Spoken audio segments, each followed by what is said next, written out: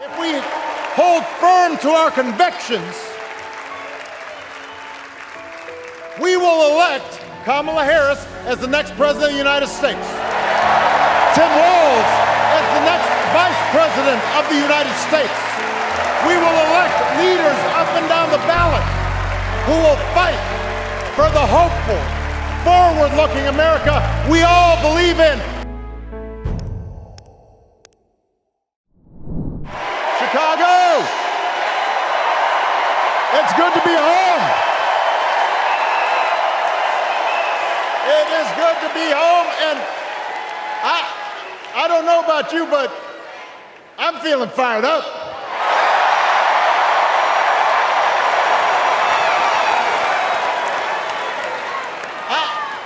I am feeling ready to go. I am feeling hopeful. Because this convention has always been pretty good to kids with funny names who believe in a country where anything is possible.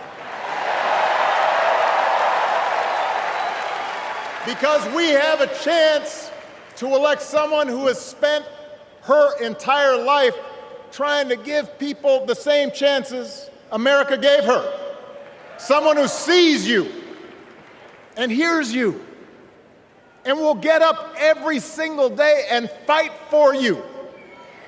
The next President of the United States of America, Kamala Harris.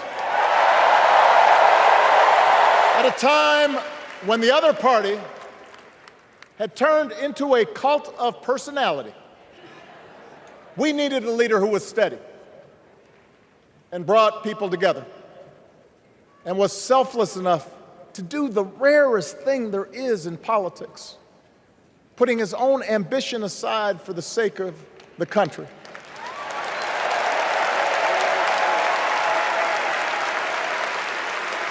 History will remember Joe Biden as an outstanding president who defended democracy at a moment of great danger. And I am proud to call him my president, but I am even prouder to call him my friend. The torch has been passed. Now it is up to all of us to fight for the America we believe in. And make no mistake, it will be a fight. For all the incredible energy we've been able to generate over the last few weeks, for all the rallies and the memes, this will still be a tight race in a closely divided country. A country where too many Americans are still struggling. Where a lot of Americans don't believe government can help. It has been a constant stream of gripes and grievances that's actually been getting worse now that he's afraid of losing to Kamala. There's the childish nicknames, the crazy conspiracy theories, this weird obsession with crowd sizes.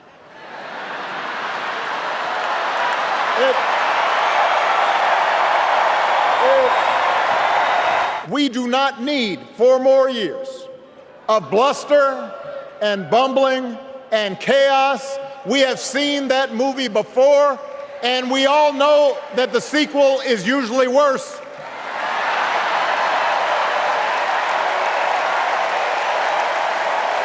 America's ready for a new chapter. America's ready for a better story. We are ready for a President Kamala Harris. Tim is the kind of person who should be in politics. Born in a small town, served his country, taught kids, coached football, took care of his neighbors. He knows who he is, and he knows what's important. You can tell those flannel shirts he wears don't come from some political consultant. They come from his closet, and they have been through some stuff. The other side knows. It's easier to play on people's fears and cynicism, always has been. They will tell you that government is inherently corrupt, that sacrifice and generosity are for suckers. And since the game is rigged, it's okay to take what you want and just look after your own. That's the easy path. We have a different task. Our job is to convince people that democracy can actually deliver. And in doing that, we can't just point to what we've already accomplished. We can't just rely on the ideas of the past. We need to chart a new way forward to meet the challenges of today. And Kamala understands this. Our politics have become so polarized these days that all of us across the political spectrum seem so quick to assume the worst in others, unless they agree with us on every single issue. We start thinking that the only way to win is to scold and shame and out-yell the other side. And after a while, regular folks just tune out, or they don't bother to vote. Now, that approach may work for the politicians who just want attention and thrive on division. But it won't work for us to make progress on the things we care about, the things that really affect people's lives. We need to remember that we've all got our blind spots and contradictions and prejudices, and that if we want to win over those who aren't yet ready to support our candidates, we need to listen to their concerns and maybe learn something in the process. We recognize that the world is moving fast, that they need time and maybe a little encouragement to catch up. Our fellow citizens deserve the same grace we hope they'll extend to us.